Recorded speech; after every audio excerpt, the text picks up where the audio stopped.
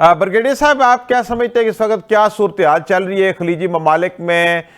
Iran की तरफ से भी मुख्तलिफ जो खलीजी ममालिक है उनके ऊपर हमले हो रहे हैं और ट्रंप की तरफ से जो है वो भी धमकियां दी जा रही हैं। तो अब आप क्या समझते हैं कि ये मामला किस तरफ को जाता दिखाई दे रहा है? देखिए, इसमें बात यह है कि इजराइल की पूरी कोशिश है कि ईरान की और मिडिल ईस्ट कंट्री की आपस में लड़ाई हो ठीक है। और सारा बेनिफिशियरी उसमें इजराइल होगा, क्योंकि अगर इनकी कोलेटरल डिस्ट्रक्शन होती है आपस में, आपके ऑयल फील्ड गैस फील्ड को नुकसान पहुंचता है, जी तो ठीक है। नॉट ओनली इनकी इकोनॉमी को फर्क पड़ेगा बल्कि वर्ल्ड की इकोनॉमी को बहुत फर्क पड़ेगा, एनर्जी क्राइसिस हो जाएंगे। ठीक है। लेकिन बेनिफिशियरी इन्हें के इजराइल इसलिए कि वो आराम से अपना बैठा रहेगा, उसको कुछ फर्क नहीं पड़ता। और वो उसका जो एक ग्रेटर इसराइल का डिज़ाइन है जिसमें सारे ये ममालिक शामिल हैं, जिसमें ये तुर्किया से लेके और पूरा मिडल ईस्ट, इवन सऊदी अरब, इजिप्ट, आप जिस जिस मुल्क को सोचे वो सब इसके अंदर शामिल है। तो उसका पूरा हो जाएगा, जब सारे ठीक है। मुल्क तबाह हो जाएंगे, नुकसान हो जाएगा, तो उसके बाद वेरी इजी फॉर देम तो अपना वो खाप पूरा करेगा। ठीक तो है। ये अब अरब ममालिक को और ईरान को समझने की जरूरत है कि वो कितनी दाशमंदी का मुजाहरा करते हैं, वो कितना सोच समझ के काम करते हैं।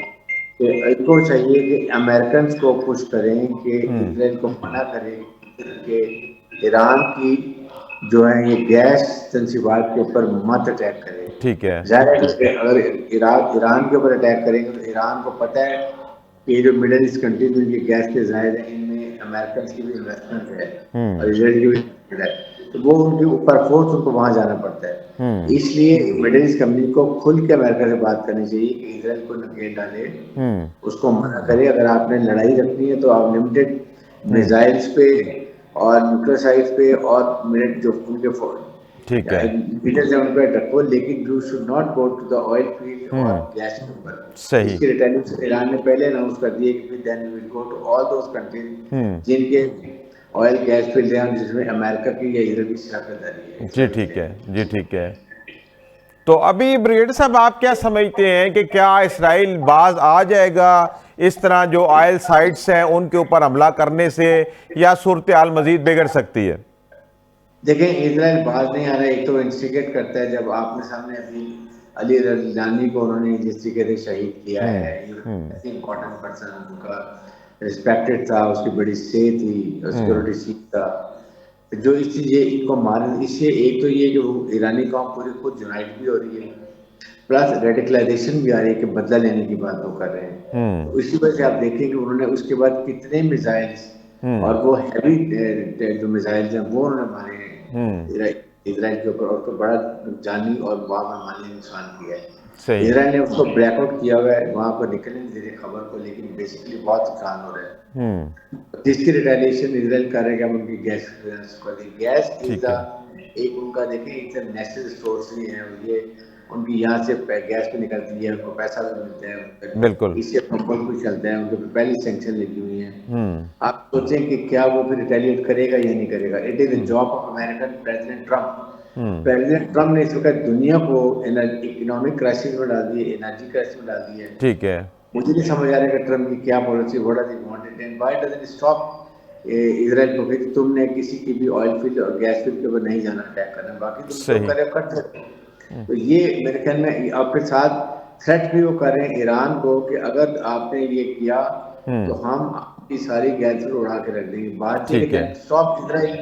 अगर इजराइल को मना कर दें कि भाई तुमने ना अटैक करना है, ईरान का बस होता है, ईरान को ठीक अटैक है। नहीं करेगा। सही। इवन फ्रांस के जो प्रेसिडेंट है वो भी ईरान को कह रहे हैं कि आप मत अटैक करें, आप गलत बात करें, बट नोबडी सेड कि Israel, why Israel attacking Iran on the oil field gas field के ऊपर। सही। दिस इज सही। तो ये जी अच्छा ब्रिगेडियर साहब, ये जो सूरत हाल आप जिक्र कर रहे हैं बड़ी तशवीनाक सूरत हाल है। क्या खलीजी ममालिक कोई सफबंदी कर रहे हैं इस जंग के खिलाफ, ताकि ये किसी तरीके से जंग बंद हो सके, और इसराइल के खिलाफ भी कोई बुलाक बनने जा रहा है खलीज में, या मामलात ऐसे ही चलते रहेंगे? देखिए, वो जाहिर है कि वो आपस में नाराज बैठे हुए, ईरान से वो भी नाराज है, लेकिन प्रॉब्लम इज कि आप लोगों ने खुद मौका दिया अमेरिका को और इसराइल को कि वो उन्होंने आके ईरान के नजदीक पूरा जाल बिछा लिया है। ठीक है। तमाम मुल्कों में उन्होंने अपने यहाँ ला के बेड़ी बेड़े ले आए, एयर डिफेंस सिस्टम लगा लिए, ट्रुप्स ले आए, मिसाइल ले आए, हर चीज, वहां से जहाज भी उड़ रहे हैं, मिसाइल भी जा रहे हैं ईरान की तरफ, तो जाहिर है कि वो फिर रिटेलिएट कर। उसने पहले अनाउंस किया था कि मैं उन जगहों पे जाऊंगा जहां पर अमेरिकन के एसेट्स हैं, जहां पर सही, उनके बेसिस जिस बिल्कुल। But they not attacking otherwise. अब रिस्पॉन्सिबिलिटी ये है कि आई थिंक मुसलमान ममालिक को, पाकिस्तान को, तुर्की को, सऊदी अरब को, इवन चाइना को इनको इन्वॉल्व करें, and they should talk to American के इट ठीक इज है। Very serious situation, you are heading toward a very major war.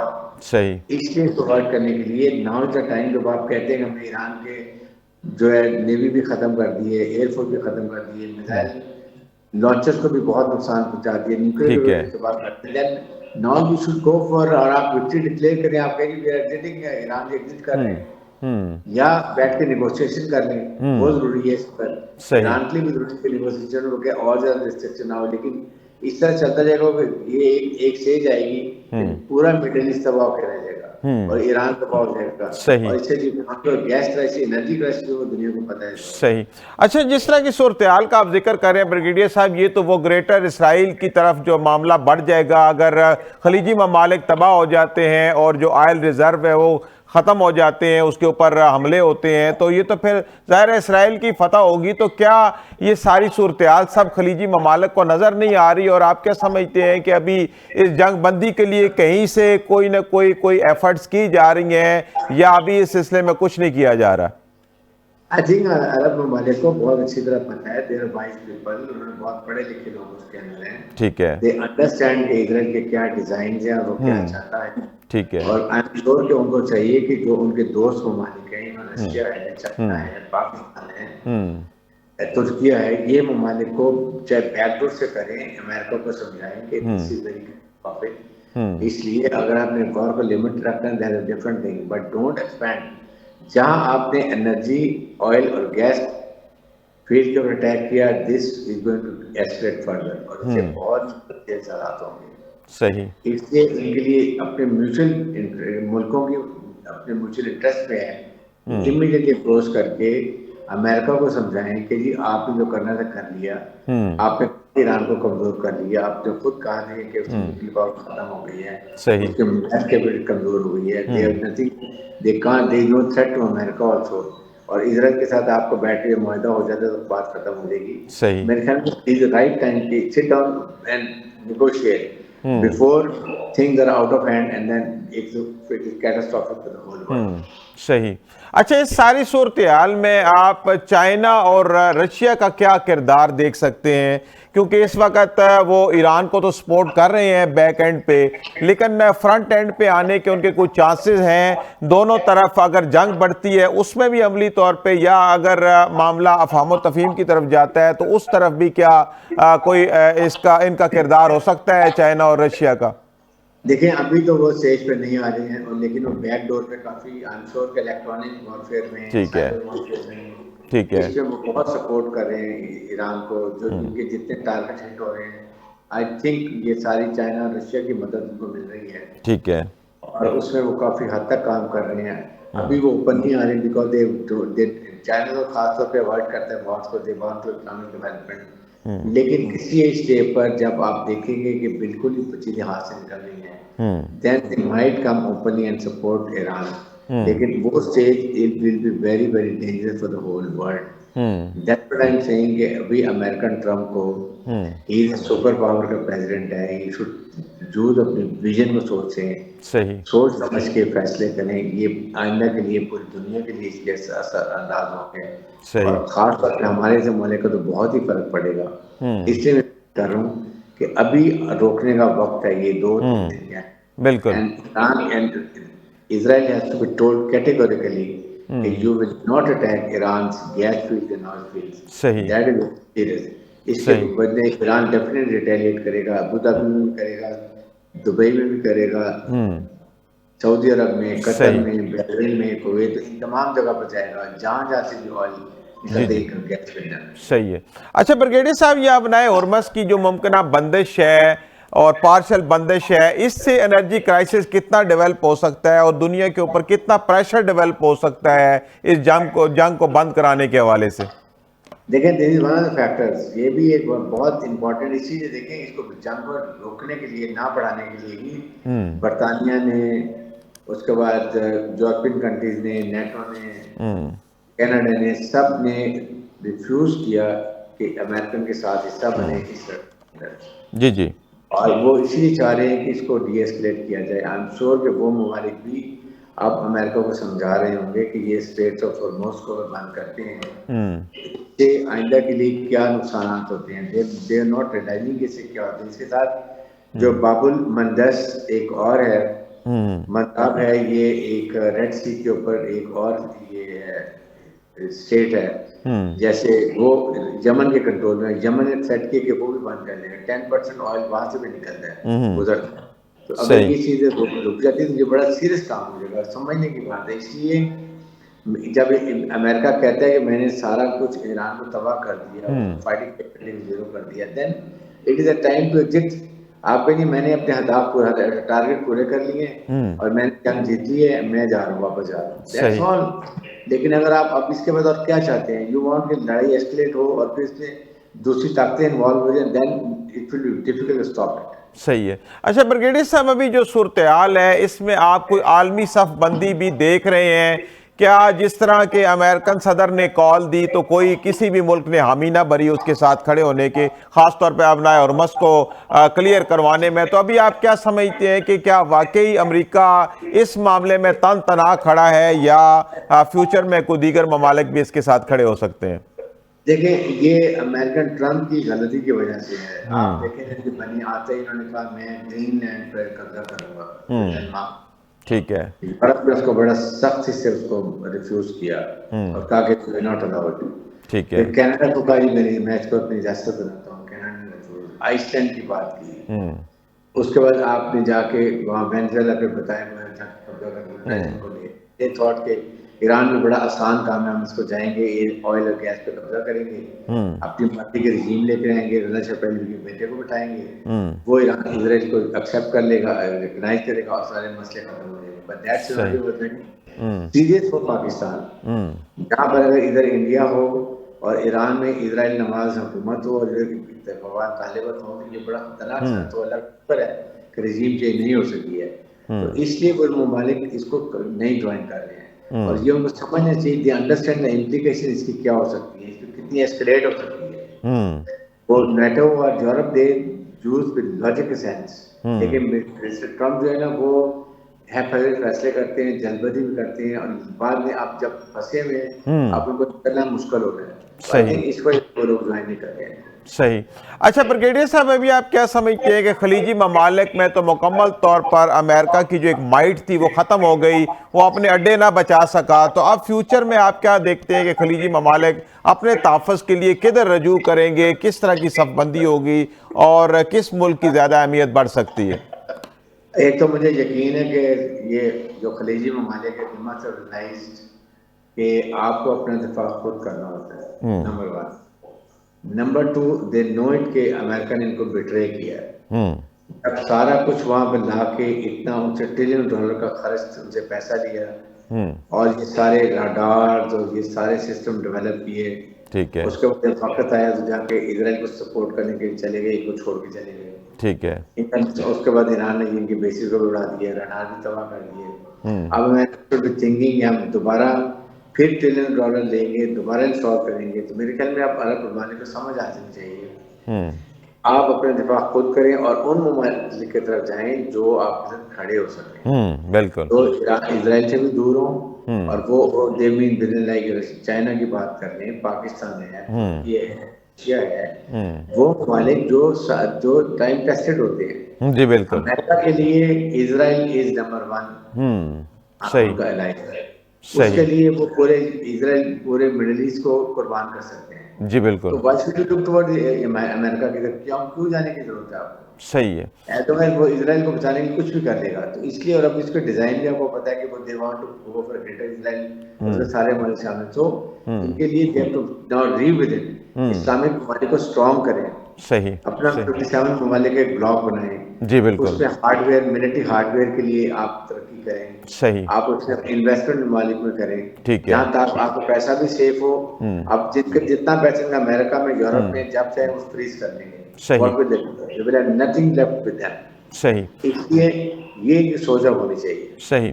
अच्छा ब्रिगेडियर साहब, अभी आपके ज़हन में क्या खाका है, एक तकाबली जायज़ा क्या है ईरान और वर्सेस इसराइल और अमेरिका का, कि ये कितना अरसा तक जंग में सस्टेन कर पाएंगे, कितना अरसा तक आगे चल पाएंगे? चूँकि ये कहा जा रहा है कि अमेरिका का जो बहरी बेड़ा है वो तो बैकफुट पे चला गया है। जब ईरान की तरफ देखा जाए तो उनके पास, वो कहते हैं कि हमारे पास बेशुमार हमारे पास मिसाइल मौजूद है, हम बहुत लंबे अरसे तक चल सकते हैं। तो आपका क्या तज्जिया है कि फरीकैन के पास कितना इस वक्त पोटेंशियल मौजूद है इस जंग को, अगर लंबी होती है तो इसको चलाने के लिए? देखिए, America is super power, they can sustain the war for much longer ठीक पीरियड के लिए। आपको पता है वियतनाम में की है, अफगानिस्तान में ठीक है ट्रिलियन डॉलर खर्च किए उन्होंने। ठीक है ईरान को सोच रहे हैं कि वो जहां तक अभी जिस स्टेज पर है, स्ट्रॉन्ग पोजीशन में है। दुनिया भी ये समझ ली कि Iran is the high moral ground के ऊपर भी है। ठीक है this is the right time to go for negotiation. Negotiation आप उस वक्त करते हैं जब आप पॉइंट ऑफ स्ट्रेंथ से करते हैं, आप स्ट्रॉन्ग सही होते हैं ताकि बात ठीक बना है सकें। सही और अमेरिका को भी चाहिए, इस वक्त सोचने की बात है। इसलिए ये मेरा नहीं ख्याल कि ये लंबी चलेगी, ये हो सकता है नेक्स्ट वीक के अंदर ये अल्लाह करे बात बन जाए सही क्योंकि अदरवाइज इसका एक और तरीका ईरान के पास यही है कि जितना इजराइल का नुकसान कर सकता है जितना कर सकता है, बजाय अरब ममालिक में जाने के, इनको चाहिए तमाम मिसाइल, तमाम जितने भी ड्रोन हैं, they should go to Israel. बिल्कुल। The more Israel is damaged, the early chances are of ceasefire. It's very clear. जैसे जून में हुआ था। इजराइल कैजुअलिटीज के लिए बड़ा सेंसिटिव है। जी सही कह रहे हैं। वहाँ बड़ी अंदर अभी भी बहुत बड़ी उनके खिलाफ बातें हो रही हैं। सही। इसलिए मैं बात कर रहा हूँ कि अगर इजराइल का ज्यादा नुकसान होता है तो इजराइल अमेरिका का खुद रिक्वेस्ट करेगा, खुदा के लिए अब जंग बंद करो, तो हम हमारी सर्वाइवबिलिटी जो है ना वो क्वेश्चनेबल हो। सही है। अच्छा, ये भी एक सवाल उठाया जा रहा है कि अमेरिका जो कि एक सुपर पावर है, अगर यहाँ से वो हार के जाती है, कोई ऐसे सर्कमस्टांसेस बनते हैं कि उसको कोई समझ नहीं आती, तो वो डिप्रेशन में कोई खुदा न खास्ता कोई न्यूक्लियर ऑप्शन इस्तेमाल कर सकता है, कोई आखिरी हल के तौर पे कुछ ऐसा एक्शन ले सकता है। आप क्या समझते हैं, कोई ऐसी सूरत हाल पैदा हो सकती है? देखिए, अमेरिका का रिकॉर्ड तो है, हिरोशिमा और नागासाकी में आप देख लें क्या किया था, जब दे नो कि दे वर लूजिंग, और उन्होंने जाके फिर उसके बाद जापान ने सरेंडर कर दिया था। ठीक है। They are capable.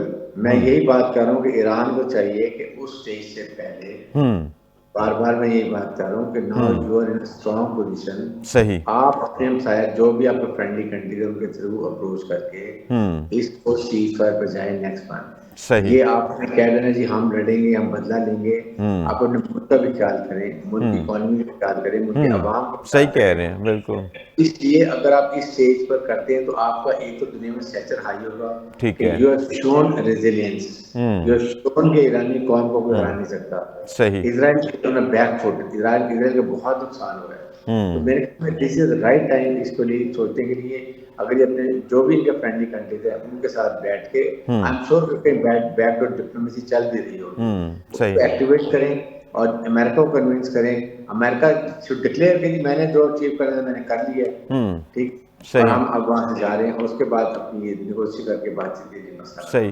तो ब्रिगेडियर साहब, जिस तरफ आप इशारा कर रहे हैं, अगर ईरान, आप क्या समझते हैं कि इस वक्त इस पोजीशन में है, ये नेगोशिएशन की तरफ बढ़ना चाह रहा है या अभी नहीं बढ़ना चाह रहा? अगर बढ़ता है तो तरीकाकार क्या इख्तियार करेगा? किस तरह के ममालिक ऐसे मौजूद हैं कि जो इस ईरानी नेगोशिएशन में ईरान का साथ दे सकते हैं?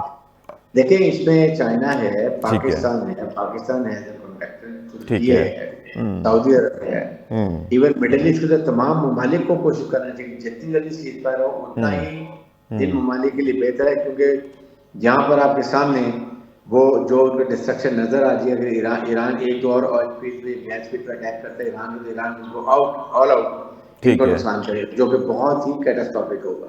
सही। तो इन ममालिक को चाहिए और अपनी शर्त, आप कंडीशन रखने के लिए मेरी ये सलाह भी है ईरान के से कि नंबर 1 मुझे गारंटी थी कि आइंदा कभी इजराइल और अमेरिका में कोई अटैक नहीं करेंगे। नंबर 2 अटैक ये कहे कि मेरे पास जितनी इकोनॉमिक सैंक्शन लगाएंगे वो खत्म करेंगे। इस तरह की कंडीशन लगाएं जो आपको फायदेमंद हो, और फिर जब बैठते हैं तो नेगोशिएशन में दोनों तरफ से गिव एंड टेक होता है, अल्टीमेटली सही। अच्छा ब्रिगेडियर साहब, इस सारी सूरत-ए-हाल के तनाज़र में पाकिस्तान को किस तरह की खारजा पॉलिसी जो है वो इख्तियार करना चाहिए ताकि वो साइलेंट भी रहे और तमाम ममालिक के साथ जो है वो ताल्लुकात को भी बाहर रखे और इस सूरत-ए-हाल से भी निकल सके? पाकिस्तान की फॉरेन पॉलिसी इस वक्त ना it is best. Pakistan is maintaining best of relationship with Iran. जब अयतुल्लाह खमीनी साहब को शहीद किया, पाकिस्तान ने खुल के सपोर्ट किया, खुल के तशवीश का इजहार किया, बिल्कुल सब कुछ किया। और जब ईरान ने मिडिल ईस्ट पे अटैक किया तो पाकिस्तान ने उस तशवीश का इजहार किया, उनके साथ खड़ा हुआ। तो दैट मीन कि Pakistan is doing a balanced, इसमें हमारी पॉलिसी है सही। और इससे दोनों मलिक इसको अप्रिशिएट भी कर रहे हैं। जी और ठीक। पाकिस्तान ने ईरान से बहुत हद तक निगोशिएशन किया कि सऊदी को अटैक ना करें। सही। और ईरान ने माजरत भी की उनसे।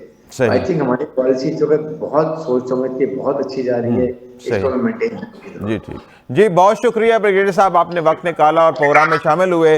नाज़रीन, इसी के साथ प्रोग्राम मुकालमा का वक्त अपने इख्तिताम को पहुंचता है। मैं अपने मेहमानान गिरामी का बेहद मशकूर हूँ जिन्होंने वक्त निकाला और प्रोग्राम में शामिल हुए। नाज़रीन, अपने मेज़बान सईद अलवी को इजाज़त दीजिए। अल्लाह हाफिज़।